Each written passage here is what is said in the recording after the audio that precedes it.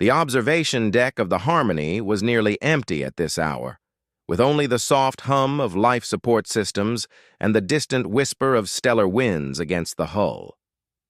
Commander Marcus Chen stood at the reinforced viewport, watching the binary stars of the Kepler 44-2 system paint everything in shades of amber and crimson.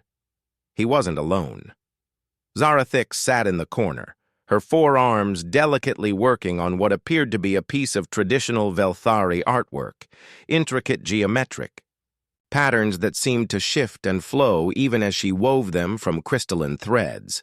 Her people were known throughout the galaxy for their artistry, their mathematical precision, and their utterly alien beauty. At least that's what Marcus thought. The Velthari were tall and graceful, with skin that held the translucent quality of mother of pearl, shifting between soft blues and greens depending on their emotions and the light. Zarathix had explained once that humans were among the few species who could actually perceive these color changes. Most other races saw them as a static pale gray. "You don't have to pretend to enjoy my company," she said softly, not looking up from her work. Her voice carried the melodic, almost crystalline quality typical of her species, each word precisely enunciated in perfect, standard galactic. Marcus turned from the viewport, surprised. "What makes you think I'm pretending?" Her skin shifted to a deeper blue. Embarrassment, he'd learned. "I see how your crew looks at me, how the other humans react when I enter a room." She paused in her weaving. "I'm not beautiful like human women." The statement hung in the air between them like a physical thing. Marcus found himself studying her, really looking, not just the polite glances he'd been trained to give during diplomatic functions. Her face was angular in a way that human features weren't, with high cheekbones that caught the starlight and large, multifaceted eyes that held depths like looking into a kaleidoscope. Her neck was longer than a human's, graceful like a swan's, and the way she moved reminded him of water flowing over stones. "You're right," he said finally, and watched her skin flush an even deeper blue. "You're not beautiful like human women." She looked up sharply, those prismatic eyes catching the binary starlight and throwing it back in fragments of color. "You're beautiful like a Velthari woman," Marcus continued, moving closer. "Like the most stunning member of your species I've ever seen, and I've seen a lot of species, Zara." Her four hands had stopped their intricate work entirely now. The color patterns under her skin shifted to something he'd never seen before, a warm golden hue that seemed to emanate light. "Your people," Marcus said, settling into the chair across from her. "They create art that makes mathematicians weep. They compose music in frequencies that can heal psychological trauma. They've solved engineering problems that had the rest of us stumped for centuries." He gestured to her weaving. "And you're telling me that humanity's beauty standards should somehow apply to you?" Zarathix tilted her head in that peculiar way her people did when they were processing new information. "But your entertainment media, your art, it all celebrates a very specific type of beauty, small features, soft curves, limited color variation in skin and eyes." Marcus laughed, and the sound seemed to surprise them both. "Zara, do you know what humans find most attractive about other humans?" She shook her head, those prismatic eyes fixed on his face. "Uniqueness," he said. "The thing that makes them different from everyone else. The slightly crooked smile, the unusual eye color, the way someone moves when they think no one's watching." He leaned forward. "Humans don't want copies of the same template. We want individuals." The golden light under her skin seemed to pulse gently.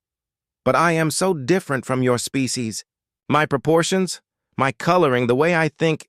"The way you think," Marcus interrupted, "is absolutely fascinating.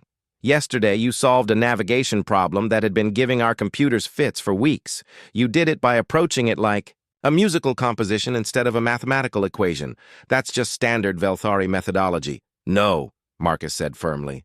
That was you. Zarathix, the individual. The woman who hums under her breath when she's concentrating, who always makes sure the youngest crew members get the best portions at meals, who stayed up for 36 hours straight when Lieutenant Rodriguez was sick because you'd researched human medicine and wanted to help. Her skin had shifted to that warm golden hue again, but now there were threads of silver running through it, something Marcus had never seen before. I noticed things about you, he continued, his voice softer now. The way your eyes catch light and break it into rainbows. How your movements are so precise they're almost like dance. The fact that when you're happy, you smell like ozone after a thunderstorm. Humans can detect our emotional pheromones? She asked, sounding genuinely surprised. Some of us, apparently.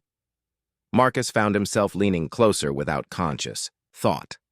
I notice how your voice changes pitch when you're talking about something you love. I notice that you always position yourself where you can see the stars, even when we're planet-side. The silver threads in her skin were getting brighter. Commander?